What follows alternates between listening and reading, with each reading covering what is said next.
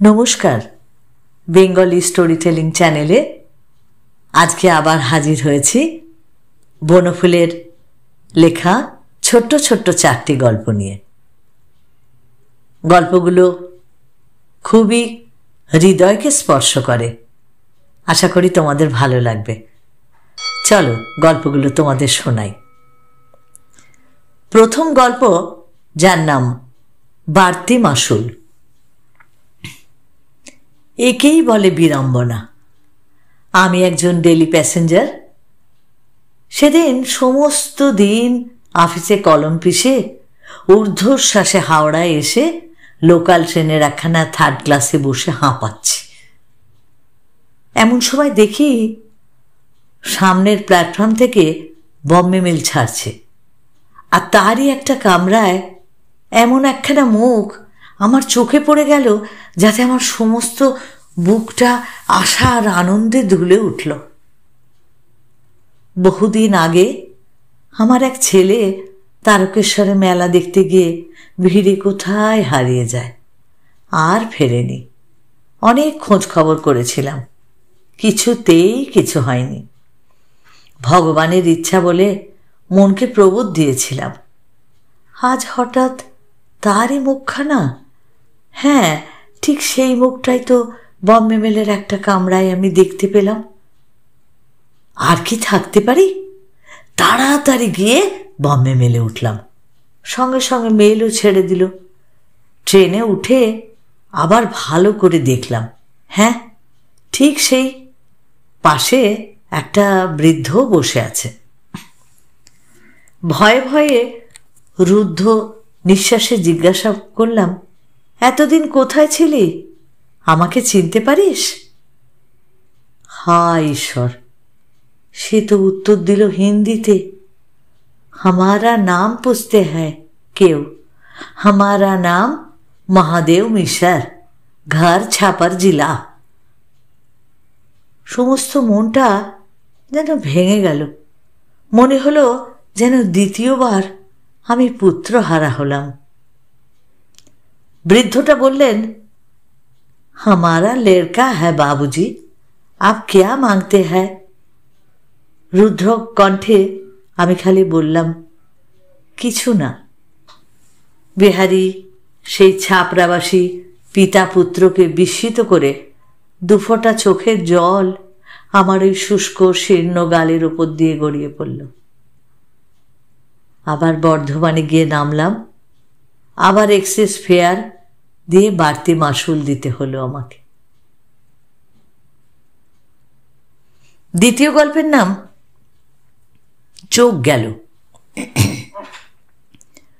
সাধারণের চোখে হয়তো সে সুশ্রী ছিল না। আমিও তাকে যে খুব সুন্দরী মনে করতাম তা নয়, কিন্তু তাকে খুব ভালোবাসতাম। তার চোখ দুটোতে যে কি ছিল তা জানি না। তেমন স্বপ্নময় সুন্দর চোখ আমি জীবনে কখনো দেখিনি। দুষ্টু বলেও তার অখ্যাতি ছিল। সেই কুরুপা আর চঞ্চলা মিনি আমার চিত্ত হরণ করেছিল। তার চোখ দেখে আমি মুগ্ধ হয়েছিলাম। মনে আছে, তাকে একদিন রেভিতে আদর করে বলেছিলাম, ইচ্ছা করে চুমা এই চোখ দুটো কেড়ে রাখি। কেন? ও দুটোই তো আমাকে পাগল করেছে। আমি সবচেয়ে ওই দুটোকেই ভালোবাসি। এত ভালোবাসতাম, কিন্তু তবু তাকে পাইনি। অজ্ঞাত অপরিচিত আরেকজন এসে বাজনা বাজিয়ে সমারোহ করে তাকে নিয়ে চলে গেল। প্রাণে বড় বাজল, কিন্তু সে বেদনা হয়তো মুছে যেত যদি সঙ্গে সঙ্গে আরেকটা মর্মান্তিক ঘটনা না ঘটত। মিনি যখন বাপের বাড়ি আসলো, দেখি তার দুটো চোখই অন্ধ।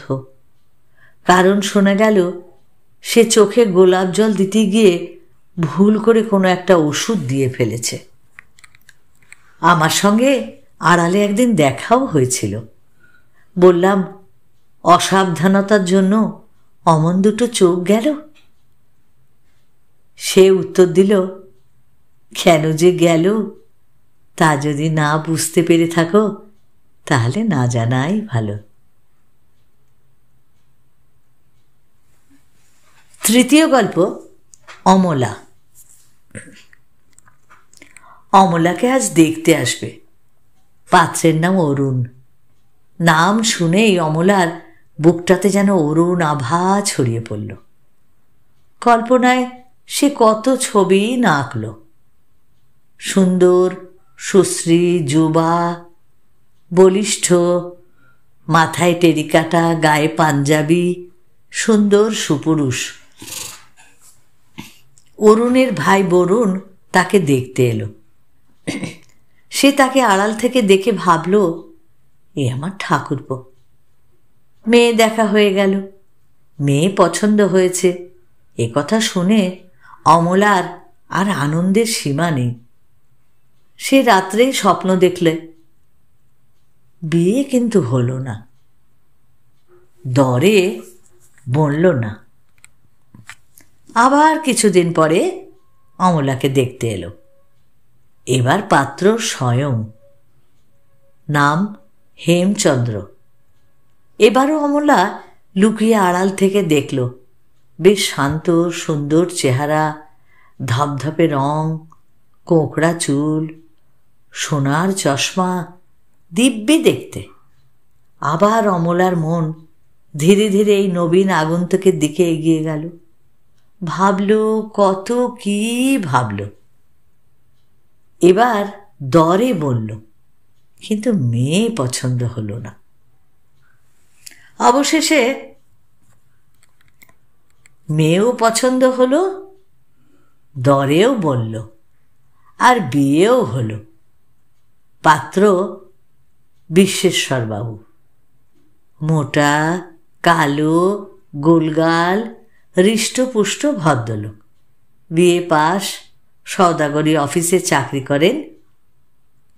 অমলার সঙ্গে যখন তার শুভদৃষ্টি হলো তখন কি জানি কেমন একটা মায়ায় অমলার সারা বুকটা ভরে গেল।